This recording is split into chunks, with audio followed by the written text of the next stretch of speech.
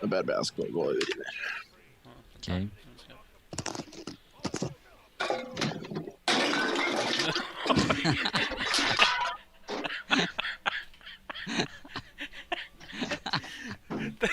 Det var jo sånn 20 bokser som tatt på der.